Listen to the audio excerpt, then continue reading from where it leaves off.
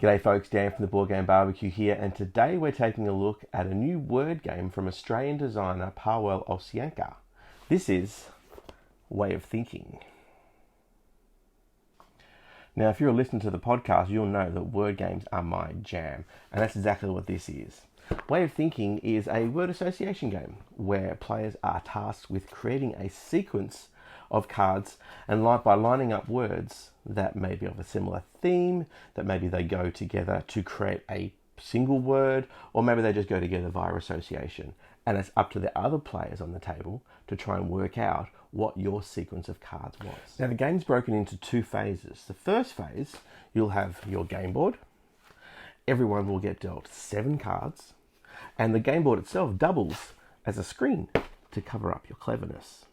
Each card has 5 words on it, and it's up to you to arrange those cards in a sequence that has some kind of association between them. For instance, we might take this card, which has breakfast on it, and then we might pair that with cereal. From cereal, we might go to milk, coffee table, and table is a type of furniture. So you can see what I've done here. Now you can create a sequence of as little as 4 cards or a maximum of 6 cards from the 7 cards you've dealt with. And don't worry, because if you've been dealt 7 rubbish cards, you get a one-time opportunity to discard. You can discard as many as you want and then redraw to hopefully try and help you craft your sequence of cards. Once you've crafted your sequence, you take the first card, the last card, and you lay them down on your highway, making sure that the keyword at the start and the keyword at the end are both in the middle of the freeway. And then you take the remaining cards and you give them a shuffle. And now we're on to phase 2.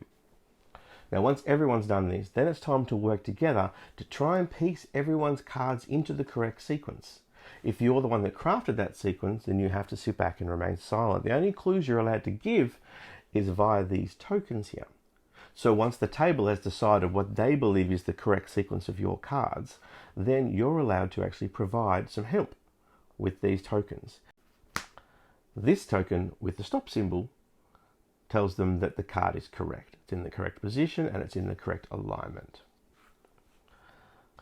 This token tells them to move the card to the left or to the right along the freeway, but it doesn't tell them whether it's in the right alignment.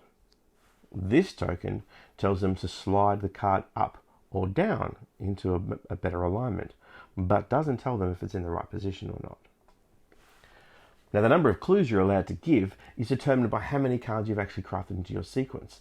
If you've crafted a sequence of 6 cards, you'll have 3 clues that you can use.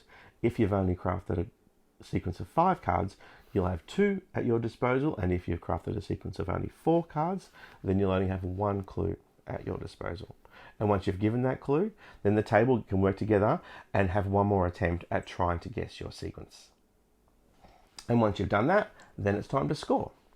Any cards that were in the right position prior to the clues being given are awarded 2 points.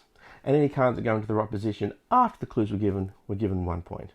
And then you move on to the next person until everyone has had a turn. And the inside of your screen has a score system which you can use to determine how well you've done as a team. And then you can always play again and try and get a better score. And that's it. That's Way of Thinking.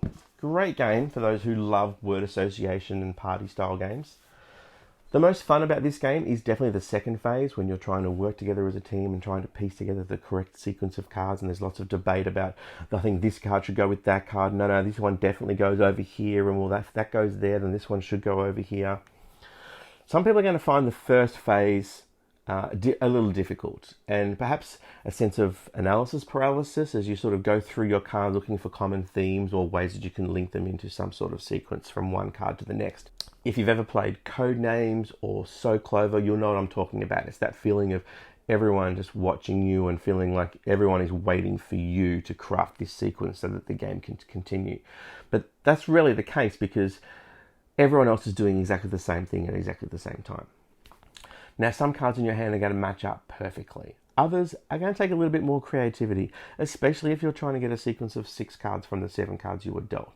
But you'll find the more that you play, the easier that becomes. And especially if you're playing with the same people, then you'll start to understand how each other thinks. Now, for me, the second phase is where this game really shines. It's such a fun experience trying to work together to try and get the right sequence of cards, or alternatively, sitting back and watching everyone else enjoy the puzzle that you've created. Now, it can be excruciating at times, especially when you hear them going on the wrong track, or you hear someone suggest the right answer and someone goes, no, that can't be it. And you're sitting there going, no, that's right, please do it. But it is really, really enjoyable sitting back and listening to them trying to latch on to your way of thinking.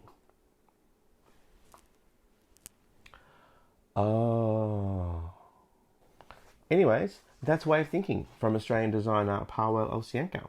And if you enjoy games like Codenames or So Clover or other party style games, then I think this is a game that you're really, really going to enjoy. Break out at your next party and see if you can work out everyone else's way of thinking.